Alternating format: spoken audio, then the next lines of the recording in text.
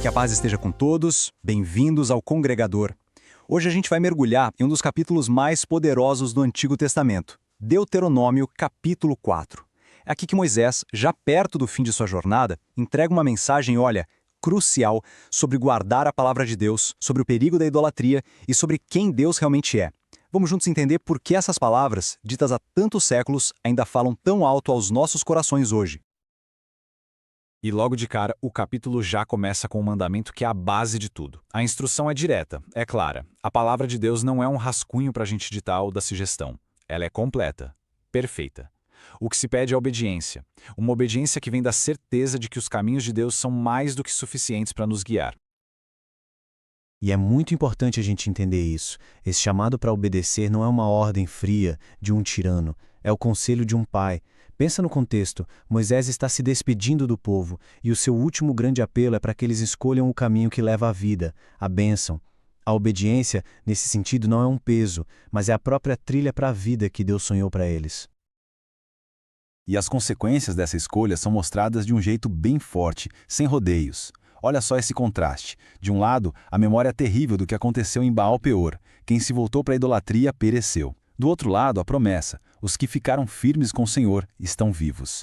A mensagem é brutalmente simples. A escolha entre a palavra de Deus e os ídolos é, na verdade, uma escolha entre a vida e a morte. E isso nos leva direto ao coração do alerta de Moisés. O texto deixa claro que o maior perigo para o povo de Deus não era um exército inimigo lá fora. Não, o grande inimigo estava dentro, o esquecimento. Esquecer de quem Deus é, esquecer o que Ele fez, e isso, inevitavelmente, levaria a criar deuses falsos, substitutos, os ídolos. E aqui a gente tem um ponto teológico fundamental. Presta atenção nisso.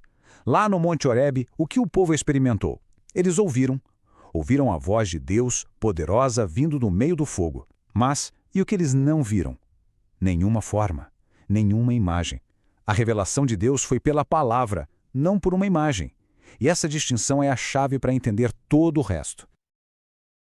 É exatamente por isso que a proibição de fazer imagens é tão absoluta. A palavra que o texto usa é forte. Não se corrompam. A idolatria não é só um erro teológico, é uma corrupção da alma. A ideia é que tentar colocar o Deus infinito dentro de uma imagem finita feita por mãos humanas é diminuir a glória dele e desviar a adoração do único que é digno. E para não deixar nenhuma dúvida, a lista de proibições é completa.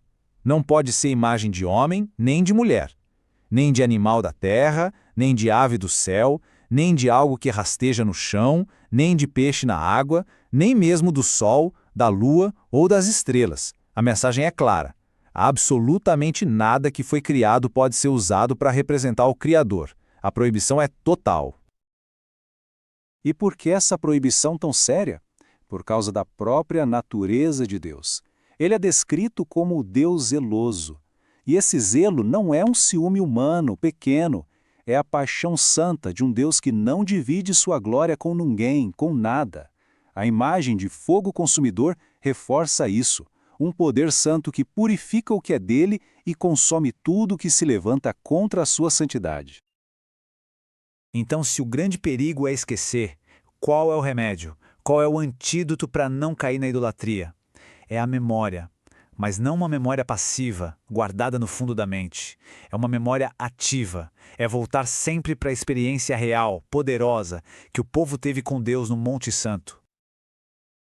Vamos tentar imaginar essa cena. Um monte queimando em fogo até o céu, uma nuvem escura, densa, cobrindo tudo, e de dentro desse cenário assustador, a voz de Deus.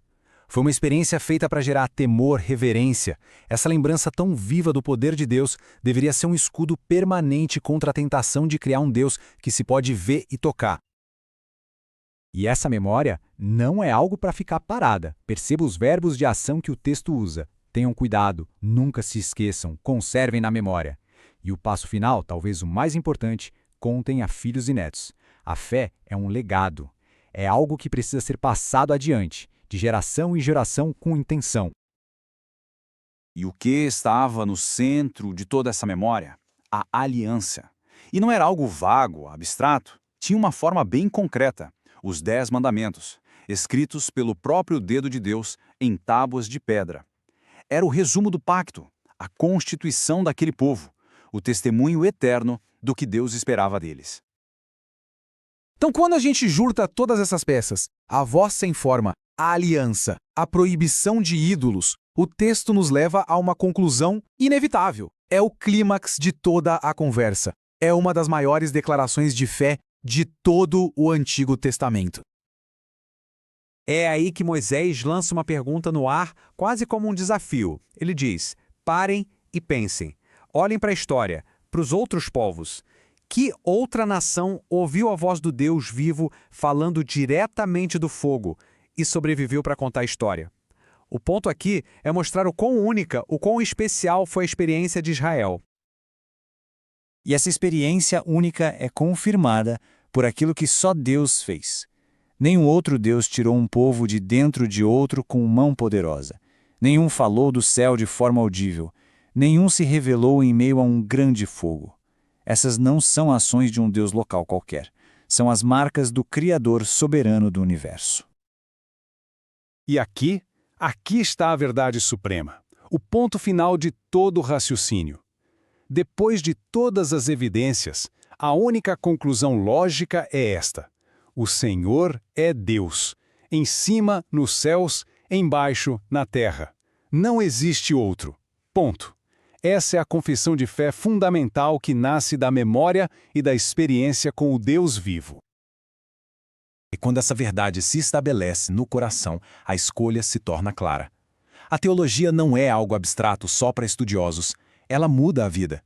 Reconhecer que só o Senhor é Deus leva naturalmente à decisão prática de obedecer aos seus mandamentos no dia a dia. E essa obediência, por sua vez, inicia o que podemos chamar de corrente da bênção. É uma progressão linda. A obediência hoje leva ao bem-estar amanhã. Esse bem-estar se estende para os filhos, para os netos, e o resultado final é a promessa de uma vida longa e abençoada na terra que o próprio Deus deu. Moisés termina seu apelo com essa promessa maravilhosa. A lógica aqui é que a obediência não serve para agradar um Deus caprichoso, serve para trazer o bem ao próprio povo. A frase-chave é essa: para que tudo vá bem. A vontade de Deus para os seus é o bem, é a vida, é a prosperidade, é a permanência na presença dele. E assim, a mensagem de Deuteronômio 4 atravessa os séculos e chega até nós hoje. O chamado para não mexer na palavra, o alerta contra qualquer forma de idolatria, a necessidade de lembrar sempre das obras de Deus e a confissão de que só Ele é Senhor. E a pergunta que esse capítulo deixa ecoando no ar para nossa reflexão é atemporal. Como nós hoje guardamos essa aliança em nossos corações? Como vivemos de um jeito que mostra ao mundo que o nosso Deus é o único Deus verdadeiro?